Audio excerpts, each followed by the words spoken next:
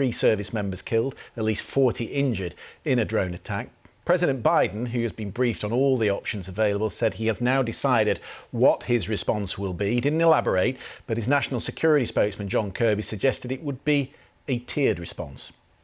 Guiding principle is making sure that we continue to degrade the kinds of capabilities that these groups have at their disposal to use against our troops in our facilities, and to send a strong signal to their backers in the IRGC that these attacks are unacceptable, and the president will do what he has to do to protect our troops in our facilities and to look after our national security interests in the region.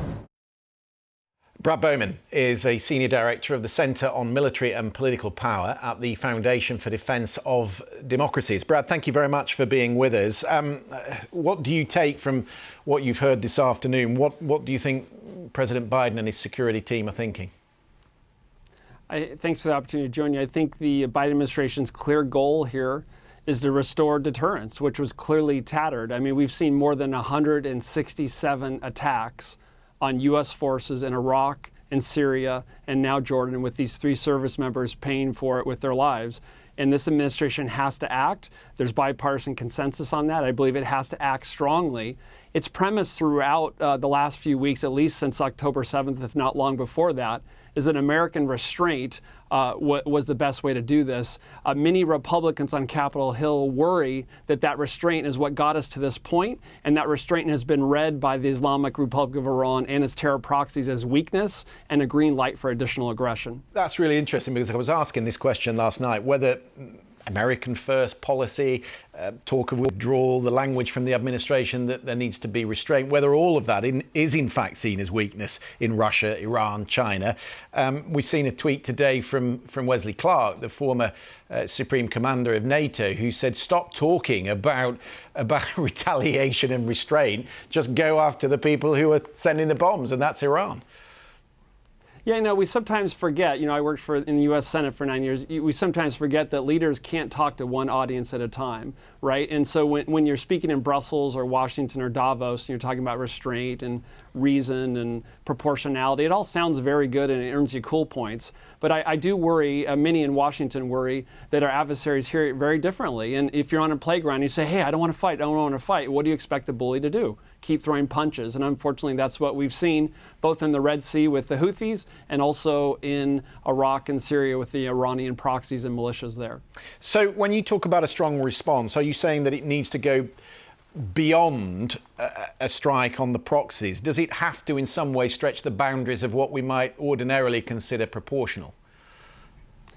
My view is that what the Islamic Republic of Iran is doing is a decades-long strategy where they're the puppet master and they use terror puppets, proxies around the region. I'm thinking of Hezbollah, Hamas, Palestinian Islamic Jihad, and now the Houthis, to advance Iran's foreign policy objectives while displacing the consequences and the counterpunches onto others, usually Arabs. It's going quite swimmingly for Iran because everyone's focusing on the proxies right now. Meanwhile, Iran is inching toward a nuclear weapons capability and has put, at least on hold for now, normalization between Saudi Arabia and Israel. So the bottom line is we can't have our adversaries from an American perspective thinking that they can kill American service members and get away with it. So we're going to see a strong response. I predict much of it will come in Syria.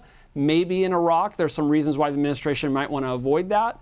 And I think if we only go after the proxies and not go after some of the Islamic Revolutionary Guard Corps elements, particularly in Syria and elsewhere, then it plays right into Iran's puppet master, puppet strategy that I just described. All that said, you'll have heard our discussion on the deal that's was discussed in Paris at the weekend, and also the warnings from the Qatari Prime Minister, who was in Washington yesterday, that a response that goes too far could complicate the whole process.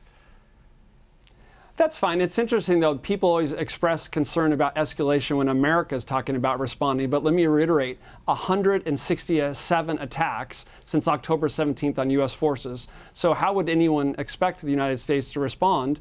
And, I think in this moment, the danger really is too weak of a response. But I'll hasten to add, if the administration hits back hard and doesn't take steps to protect American forces, we're going to simply see more American casualties. We saw that after the Soleimani killing in January 2020, where we had more than 100 Americans in 2 bases in northern Iraq suffered from traumatic brain injury because there wasn't sufficient air and missile defense in the region. So hit them hard, yes, restore deterrence if possible, but expect an escalation at least in the short term and make sure you've taken steps in advance to protect American forces. That's what I would be offering to the administration in this moment. Well, the President has put them on notice. We will keep watching through the night because it sounds like it could be imminent. Brad Bowman, thank you very much indeed for that. Thank you. Thank you.